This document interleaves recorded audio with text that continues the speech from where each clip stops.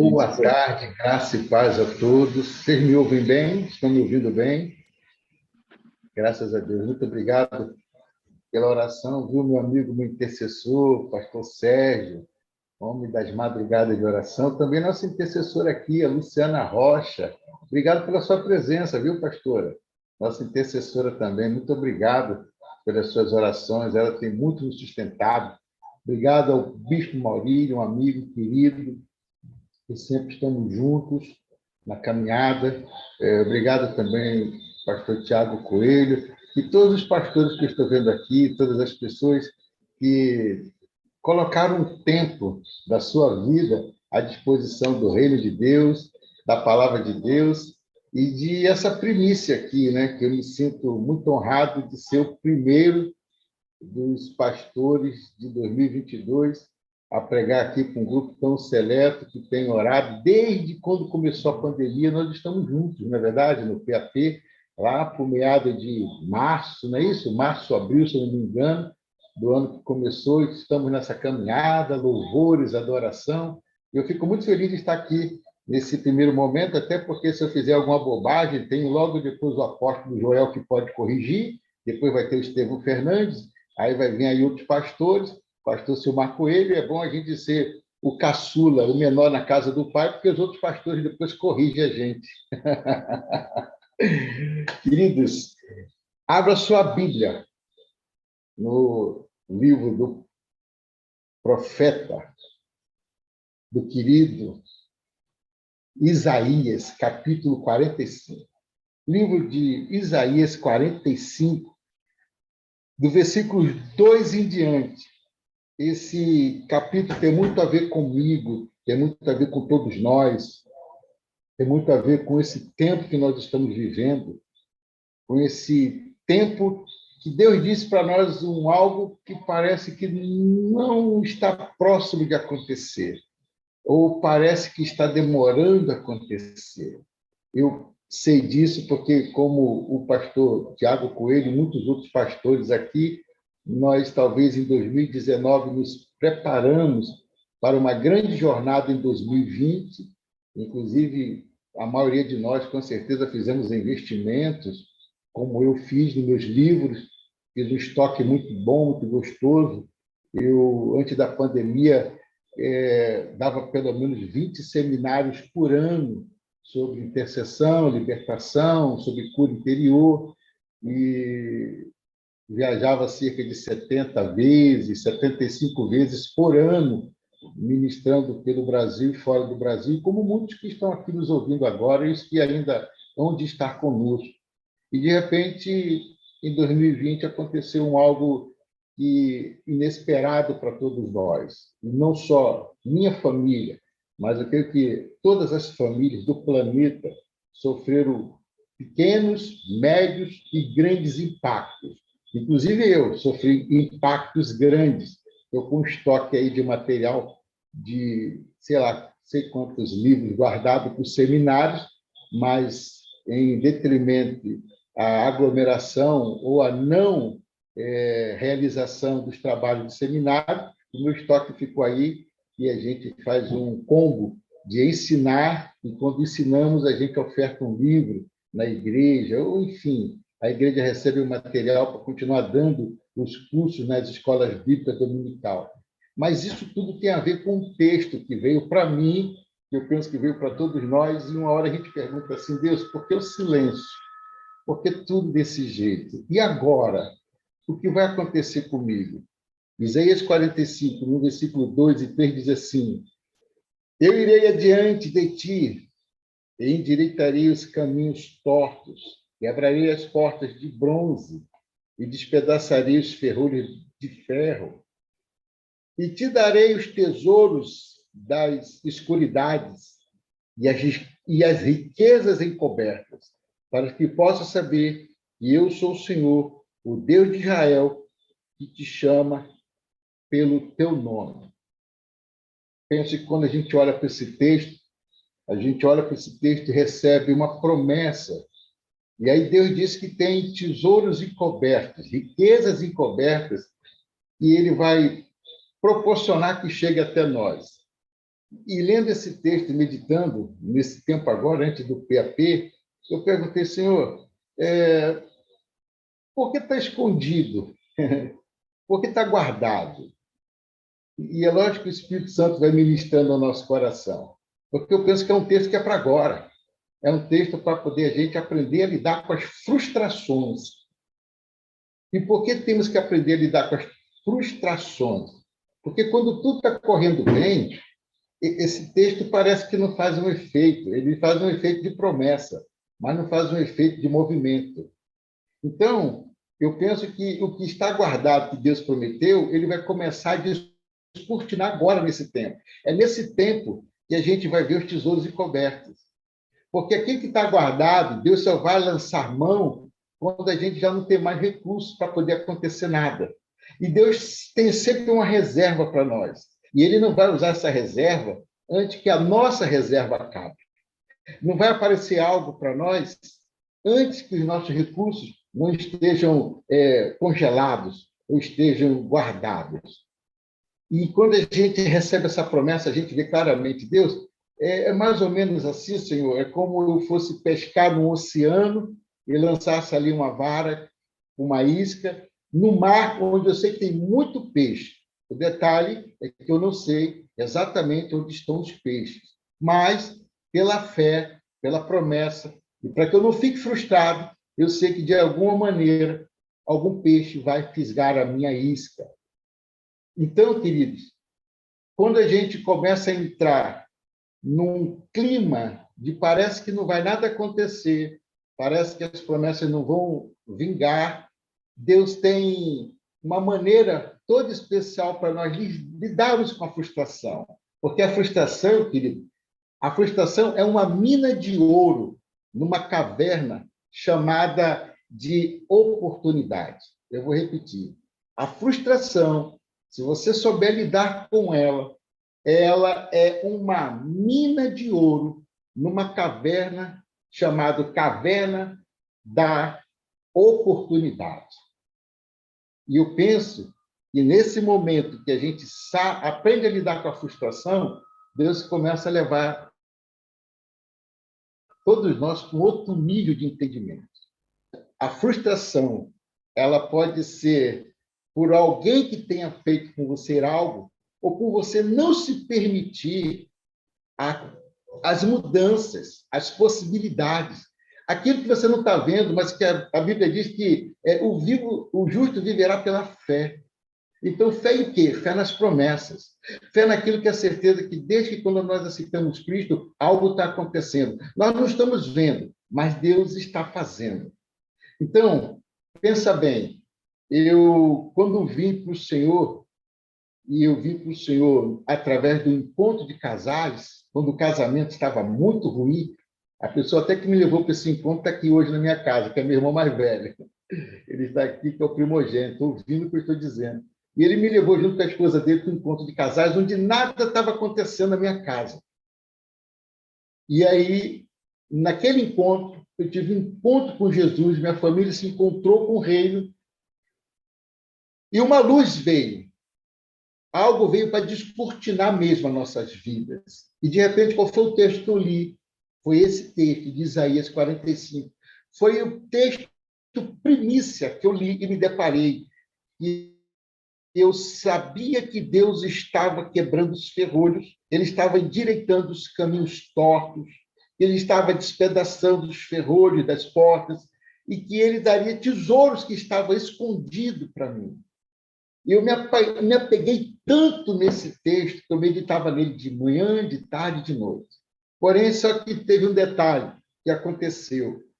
A Bíblia diz que os nossos caminhos não são os caminhos do Senhor, porque os caminhos do Senhor são mais elevados que os nossos caminhos. E os nossos pensamentos não são os pensamentos do Senhor. Os pensamentos do Senhor são mais elevados que os nossos pensamentos. Pois eu entrei na igreja, minha família começa a ser restaurada, Deus começa a ter uma proposta de nova vida para a minha casa, e eu falei assim, agora eu vou arrebentar. Eu estou bem empregado, sou chamado na minha empresa de um nome pejorativo, tá? Me perdoe todos os pastores, mas eu vou ter que falar porque era o nome que o meu patrão me chamava. a galinha dos ovos de ouro. Eu não gostava desse nickname, desse apelido, não gostava. Mas eu era considerado a galinha dos ovos de ouro. Em outras palavras, todos os projetos dele, que ele lançava nas minhas mãos, eu, de certa forma, trabalhando e trabalhando muito, talvez até sacrificando muito horário de descanso e sacrificando até passeios e férias com a minha família, eu dava o resultado para ele extraordinário. E ele falava: Paulo é a galinha dos ovos de ouro. Porém, a galinha dos ovos de ouro estava com o casamento destruído, a família destruída.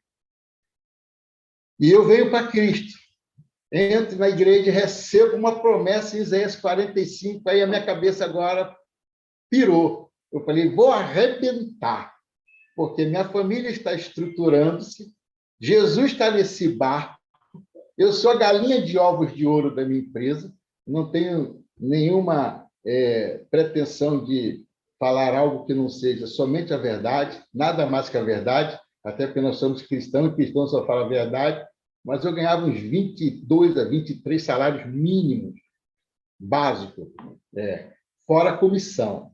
Então, era uma fábula de dinheiro que eu ganhava todos os meses. A galinha dos ovos de ouro. E eu falei: uau, vou arrebentar! Agora eu vou ficar milionário. Só que, com 15 dias no Evangelho, o meu patrão me chama e diz para mim: eu estou te mandando embora. Aí eu falei: o quê? Pensei, acabei de corrigir uma rota de colisão da minha família, acabei de levar Cristo para casa, acabei de pensar que tudo ia se resolver da maneira mais poética e profética. A primeira notícia que eu recebo do meu patrão, 15 dias depois que eu aceito Cristo, é: você está demitido. E eu falei: como assim demitido? O que foi que eu fiz para poder ser demitido? Ele falou: não, de uma hora para outra eu senti vontade de mudar a equipe, e você já está aqui há 8 anos, quase. E eu falei: eu deixei de vender? Ele disse: não. Eu deixei de ser a galinha dos ovos de ouro? Ele disse também não. Eu falei: qual o motivo de eu ir embora? Ele disse: sei lá, dentro de mim eu estou querendo mudar a equipe. E eu vou mudar a equipe começando pela liderança. Você é o líder, tem que ir embora. E foi muito legal, me indenizou, fez tudo o que tinha que fazer, um homem ímpio, espírita, tá certo? Mas agiu comigo com muita justiça em termos trabalhistas, foi tudo muito transparente. Só que agora eu estava frustrado. E a frustração ela te leva para dois episódios na tua vida. Ou você ressignifica a tua frustração, ou você vai compensá-la. Eu sei que o pastor Jaime Coelho está aqui, ele é psicólogo, e eu sei que ele vai ouvir o que eu estou dizendo, e eu penso que a matéria que ele trabalha é uma matéria muito pertinente para eu dizer com muita propriedade o que a gente sabe trabalhar em relação da psicanálise, da psicologia. Uma pessoa frustrada, ou ela compensa, ou ela ressignifica. Se você pegar uma pessoa que usa álcool, sexo para passar o tempo e entorpecente, por trás dessa pessoa não tem uma pessoa somente viciada na área sexual, que o vício sexual existe, ou vício de entorpecente, ou um vício de álcool, ou outras drogas até que chamam de lícitas, ou até uma pessoa que de glutonaria, gosta de comer, enfim, por trás de uma compensação tem uma frustração, e toda pessoa frustrada, ela compensa. Então, quando você olhar para um quadro, um mosaico de uma pessoa que está tendo prejuízos, subtrações, está tendo aniquilação do seu estado natural de ser, sem moderação, ela está desequilibrada, por trás disso tem uma pessoa frustrada. Porém, a Bíblia nos ensina a driblar essa frustração. Aitofel, diz a Bíblia, que ele foi frustrado, porque ninguém queria fazer a vontade dele. Ele se mata. Judas, ele foi descoberto pela bobagem que tinha feito. Ele foi lá e se matou. Sansão também fez um monte de bobagem. E muitos outros na Bíblia, Deus não esconde a frustração de ninguém. José ficou frustrado Tanto ficou frustrado que, se você fizer uma análise assim sistemática do texto, cirurgicamente olhando para o texto, você vai ver que José coloca o nome dos filhos dele, da dor que era pertinente ao coração dele. Ele coloca o nome do primogênito de Manassés. E Manassés significa: Deus me fez esquecer de todo o meu trabalho, de toda a parentela e de toda a casa do meu pai. E o segundo nome do filho dele chama-se Efraim. Deus me fez prosperar na terra dos meus adversários. Olha José ressignificando, mas compensando a dor ao mesmo tempo. Aquilo que ele não resolveu, aquilo que ele não permitiu em Deus ser tratado, a frustração dele começa a fazer ele agora compensar de uma forma estranha. Vamos imaginar que a esposa de Zé, o Zé que mora dentro de nós, o Zé frustrado, a pessoa humana, porque Deus não escondeu a frustração de ninguém na Bíblia, nem a de Jesus. Nem a de Jesus Deus escondeu. Então, quem sou eu para esconder a minha frustração? Quem sou eu para não revelar a minha frustração? Quem somos nós para não dizer para Deus o quanto nós podemos estar frustrados por uma promessa que não se cumpriu, ou parece que não vai se cumprir?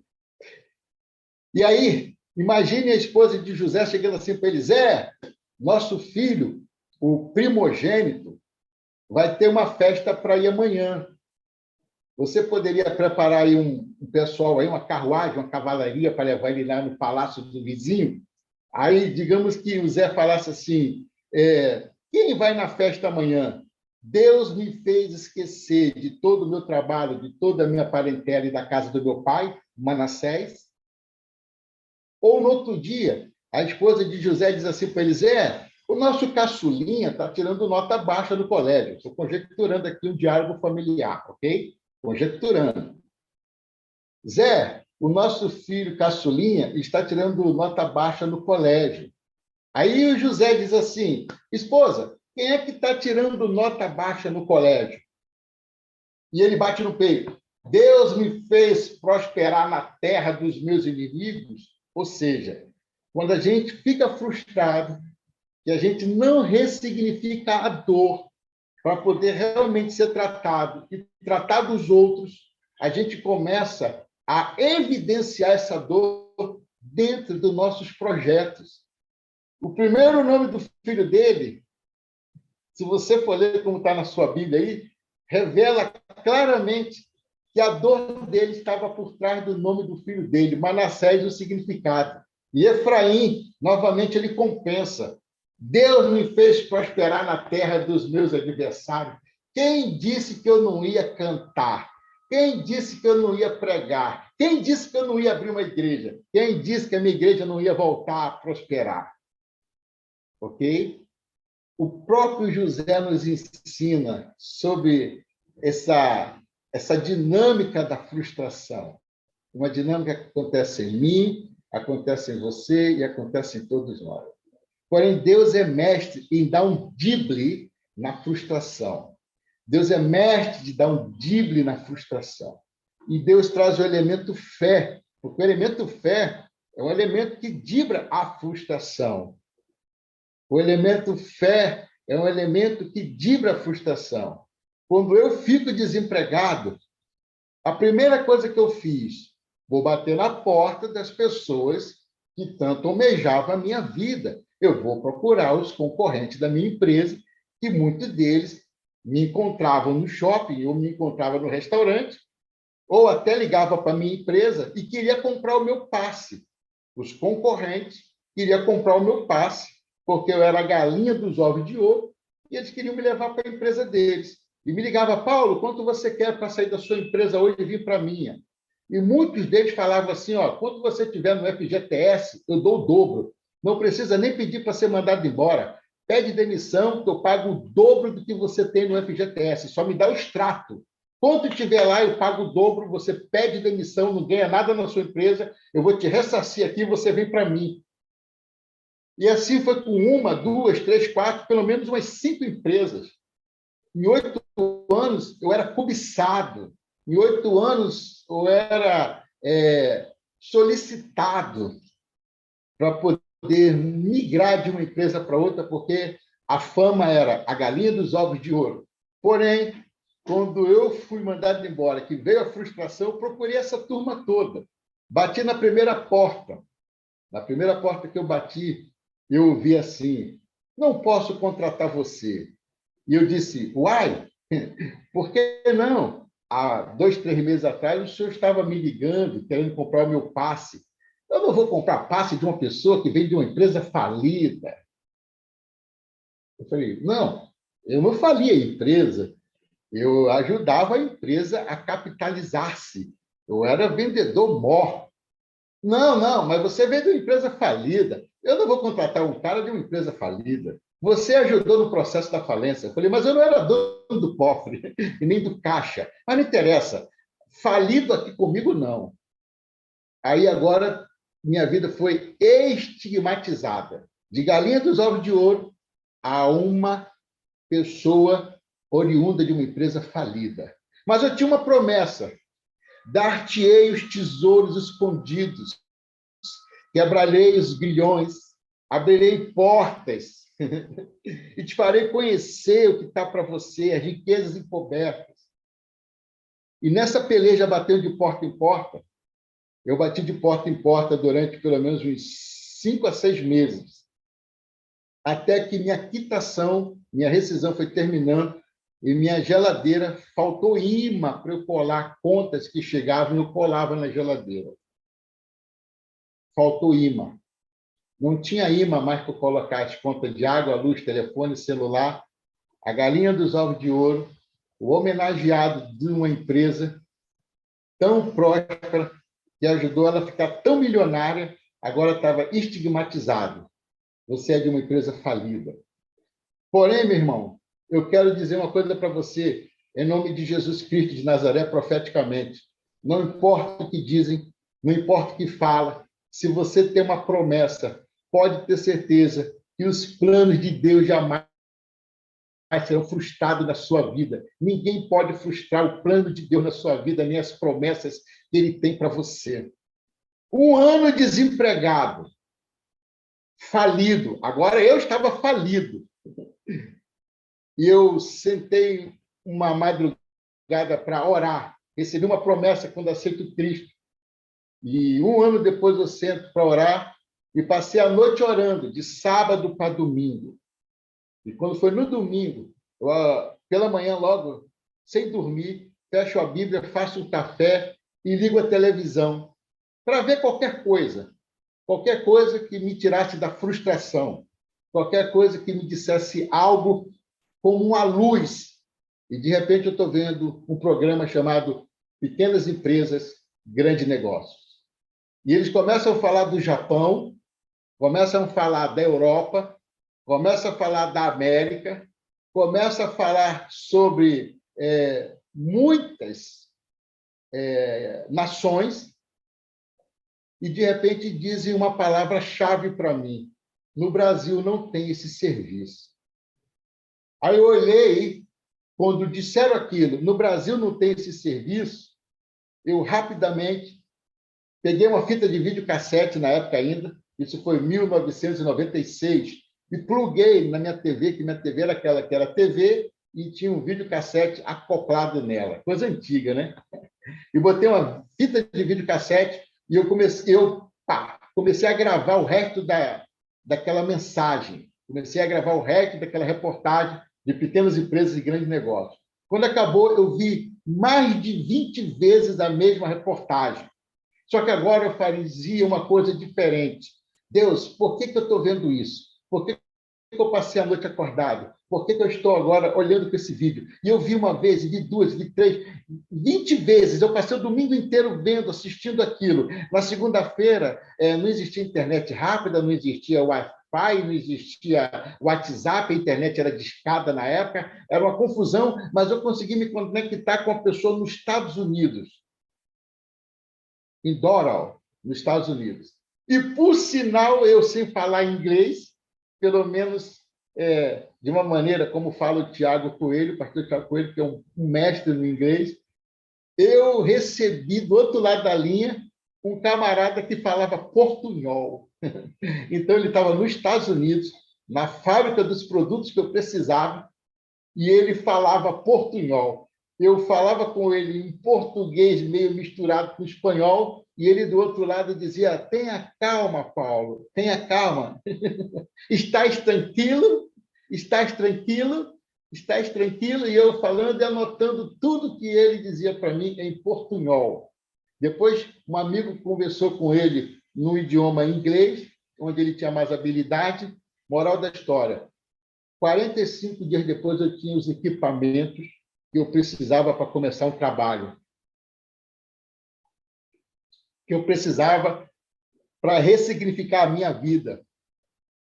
E, nesse período, já estava entrando uma fase difícil econômica, mas eu tinha uma promessa, eu tinha uma palavra liberada para a minha vida. Eu irei adiante de ti e endireitarei os caminhos tortos, quebrarei as portas de bronze, despedaçarei de ferro os ferrolhos e te darei tesouros escondidos e as riquezas encobertas, para que possas saber que eu sou o Senhor, o Deus de Israel, que te chamo pelo teu nome. Eu recebi uma promessa no dia da minha conversão. E, naquele momento, eu compro os equipamentos e ali eu comecei um trabalho. Aquele que estava desempregado, que era ex-galinha dos ovos de ouro, que agora estava estigmatizado como sendo o homem que vem de uma empresa falida, ele monta o seu próprio negócio. E aquele que não estava daquele que estava com um monte de dívida pendurada na porta da geladeira, ele contrata 40 funcionários para trabalhar no Brasil e no exterior. Eu estou falando de 25 de agosto de 1998.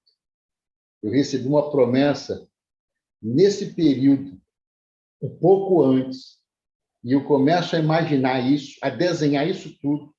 Nós estamos exatamente hoje, 28 de janeiro de 2022, sem nenhuma dívida, CNPJ limpo, não devo nada do FGTS, nem INSS, gerando mais de 300 salários em torno desses anos, desses meses todos, em dia.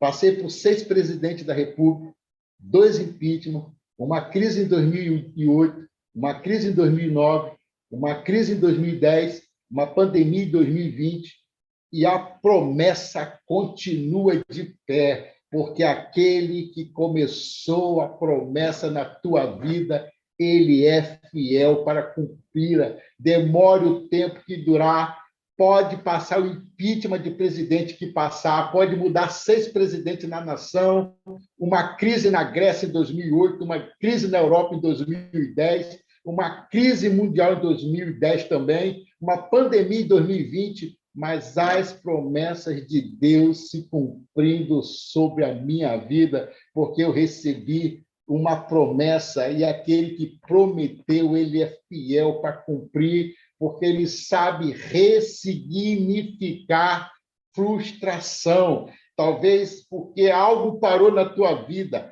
algo não deu continuidade. Talvez para você uma falta de continuidade.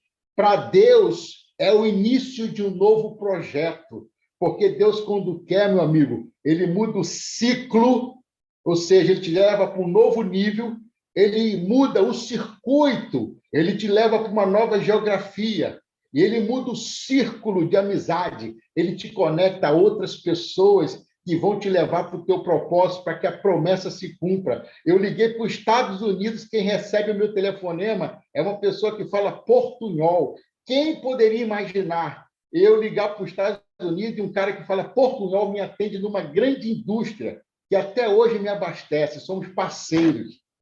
Quero te dizer, amado, que Deus ele é altamente especializado em ressignificar todos nós. Porém, não perca a tua fé, filho, porque a fé não é para você receber, a fé é para você sacrificar. A fé é para você sacrificar.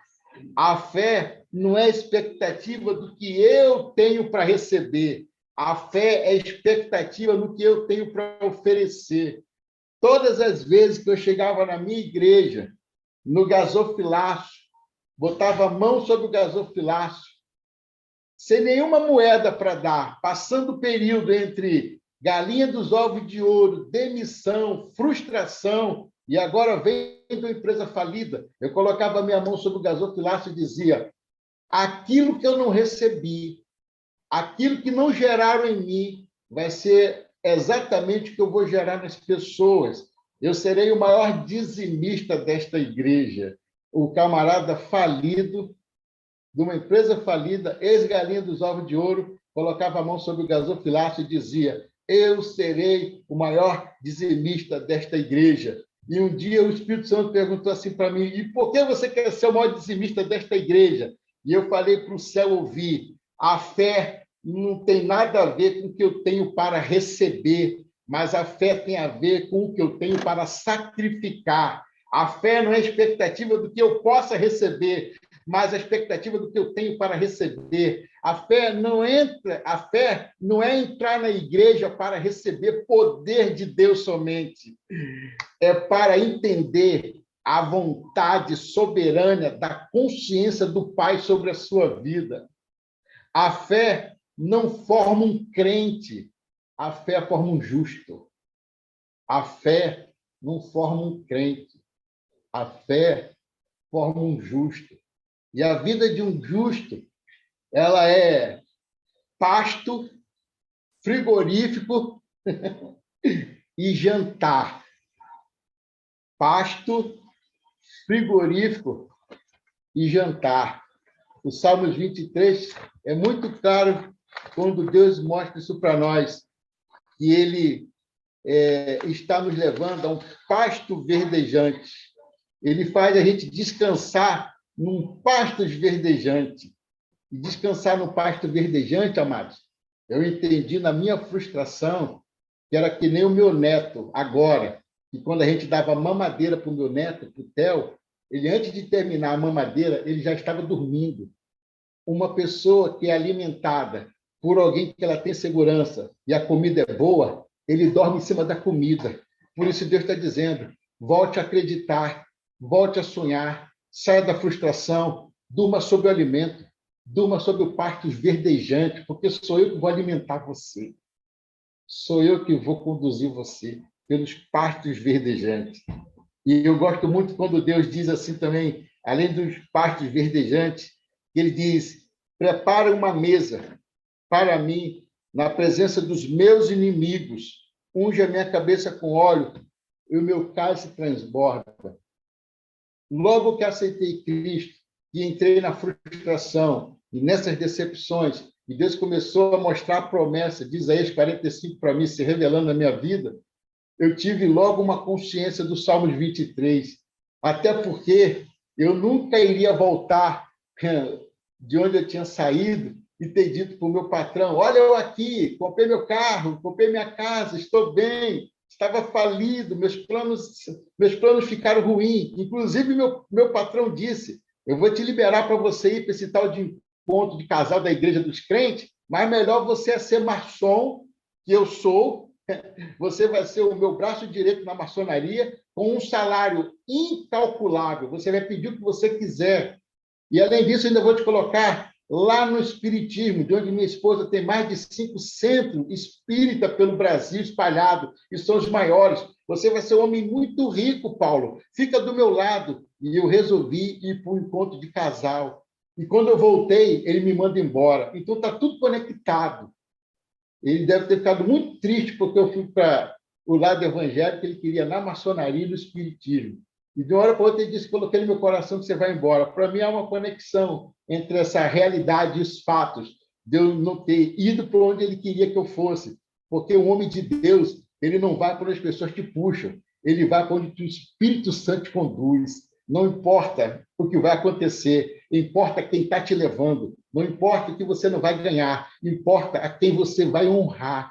E a honra é imprescindível para esse momento.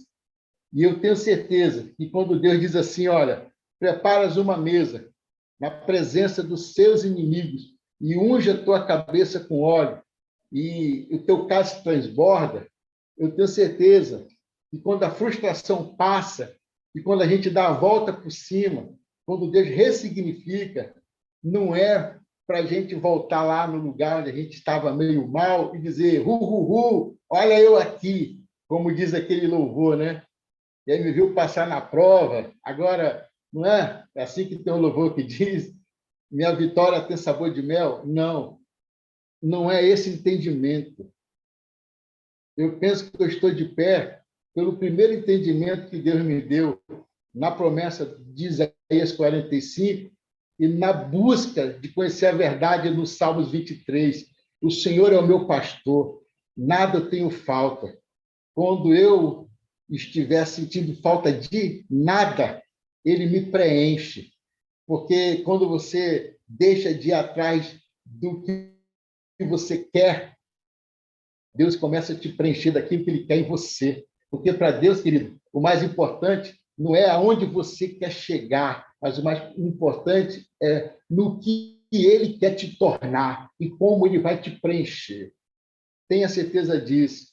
Não é para a gente sair quando tiver uma mesa preparada na presença dos nossos inimigos e contar vitória. Ganhei de você, eu sou maioral. Isso para Deus não significa nada. Do mesmo jeito que eu também entendi que quando essa mesa está armada e o cálice transborda sobre nossas cabeças, não é porque vai haver uma reconciliação.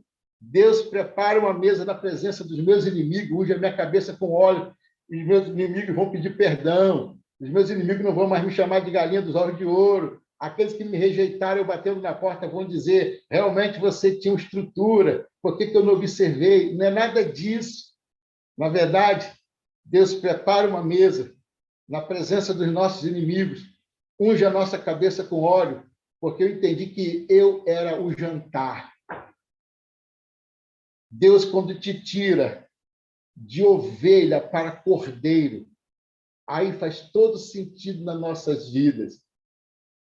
Quando você se coloca na posição de cordeiro, prepara uma mesa, não é para você caçoar de ninguém. Prepara uma mesa, não é para ninguém ficar te pedindo perdão.